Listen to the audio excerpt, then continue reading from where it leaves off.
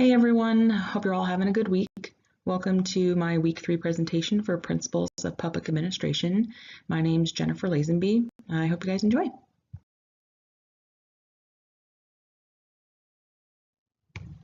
So here's our UKIPA city budget, the general fund revenues and expenditures. We gave it for the last 10 years since 2009 till now.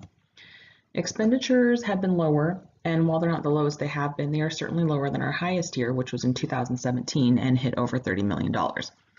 One cool thing I noticed when it comes to the expenditure section is that 2019 is the year that has allocated the most money to the police force at $9.5 million. That's $4 million more dollars than the amount allocated in 2009. 2019 tops the revenues as being the highest at $21,713,615. In the last 10 years, we've only increased that revenue by a little over $3 million.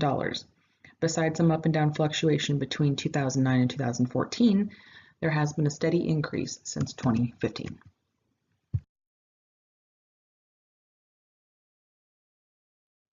I've lived in UKIPA my whole life, and up until maybe 15 years ago, I can honestly say that we fit the definition of a small town to a T. Recently, they've built a lot of homes. We've had a lot of people come in. The city is bigger. We're getting our own movie theater and apparently a Walmart, which, that makes you a pretty big deal. So when it comes to job announcements, I figured maybe there was a lot more options than there isn't. There's only 5 that are currently up to apply for.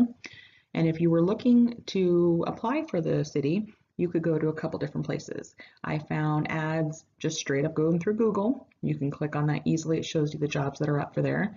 There are several that you can find on LinkedIn.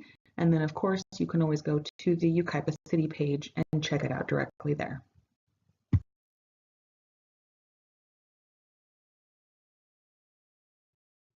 The job posting I chose for this week's presentation is a crossing guard, which is out of the Department of Community Services. It pays $12 an hour. Your qualifications, you have to be a minimum of 18 years of age. You need to possess or obtain a first aid CPR AED certification within 60 days of employment, and arrangements will be made for you by the city. Shift schedule depends on the site, but it will be between 7 to 9 a.m. and 12 to 3:45 p.m., and employees will work 1 hour per day, 5 days per week. As you see on your right-hand side is a copy of the examples of duties, the job description, and all of that comes with the position. My favorite part would be the bottom, where it says, while performing the duties of this job, the employee is frequently required to stoop, reach, stand, walk, lift, pull, push, grasp, talk, hear, see, use repetitive motions, and may frequently lift and or move up to 25 pounds. The noise level in the work environment is moderate to loud, which is awesome that they included that in the job description as well.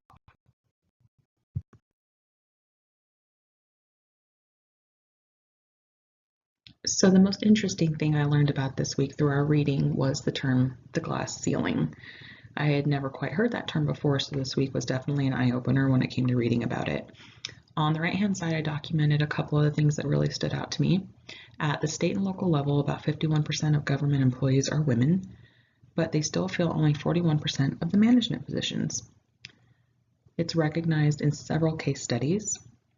Women experience a significant gap in pay, job status, and overall employment opportunity. And the ratio of women's to men's earnings for all of occupations was 81.2% in 2010. This is a very interesting thing, I thought, and while I've always known that it's been an issue between women and minorities and men, and that there are studies on it, I never really took the time to read about it. So this week was very interesting to figure out the exact percentages and the differences and just how much we fight for equality, but it's still a work in progress.